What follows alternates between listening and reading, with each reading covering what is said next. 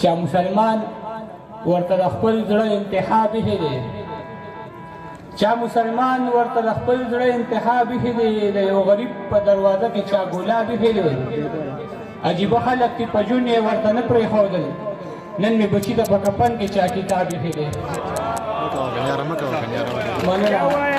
چا مسلمان ورته د خپل زړه انتها بیخي دی، د یو غریب په دروازه کې چا ګلاب بیخي دی، عجیبه خلک دي په ژوند یې ورته نه پرېښودل، نن مې بچي ته په کفن کې چا کتاب بیخي دی. پرېوتی قبر سپین کفن لږې دم کړي اوبه، ځان ته مې ذهن کې د ټول عمر حساب ایښی دی. الله خبر دی چې په دې کې به ګناه وي که نه، یو سړي ځان ته مسله باندې رباب ایښی دی. الله خبر چې په دې کې به ګناه وي که نه، یو سړي ځان ته مسله باندې رباب ایښی دی. او د بل غزل څو شعرونه چې وجود نه کمې تو د بېوسۍ نه راحتې، صادق صاحب وجود نه کمې تو د بېوسۍ نه راحتې، زما پر لاسونو به پولۍ نه راحتې، وجود نه کمې تو د بېوسۍ نه راحتې، زما پر لاسونو به پولۍ نه راحتې. پښتونه تا خو دومره ډېر دردونه وزغملې، دا ولې د قبر نه سلګۍ نه راحتې.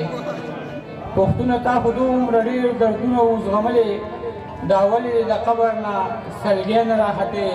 که ستا چېرته د ګل غوندې ځواني نه وي محبوبې، نو ستاسو په دیوال به لولکۍ نه راحتې. که ستا چېرته د ګل غوندې ځواني نه وي محبوبې، نو ستاسو په دیوال به لولکۍ نه راحتې. دا وګورئ هم هغه ښار کې امن و ملګرو، کم ښار نه چې نارې د ازادۍ نه راحتې. دا وګورئ هم هغه ښار کې امن و ملګرو، کم ښار نه چې نارې د ازادۍ نه راحتې. زمونږ په پښتنو کې که خواږه نه وي صاحبه، زمونږ په وړو به ننکۍ نه راحتې. زمونږ په پښتنو کې که خواږه نه وي صاحبه، مننه، زمونږ په پښتنو کې که خواږه نه وي صاحبه، زمونږ په وړو به ننکۍ نه راحتې. د خپل غریب قسمت نه میجه د دا ګیله ده، کباړ کې به مې هم د خپو سپلی نه راحتې.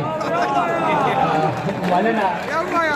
او یو غزل صدر صاحب که اجازت وي، د هغې نه وړاندې دوه درې شعرونه چې په امید مو د ارمان په شان مین یو، په امید مو د ارمان په شان مین یو، مونږ په ځان خو هم د جانان په شان مین یو، ژوند خو پرېږده په مرګ هم هلته خوشحال یو. ډېر زیات محترم جمشید خان مومن صاحب زموږ د دې حلقه PK55 MPA او زموږ د دې پروګرام مشر میلمه هغوی تشریف راوړو، هر کله ورته وایو هر کله راشي ستړی مه شي په خیر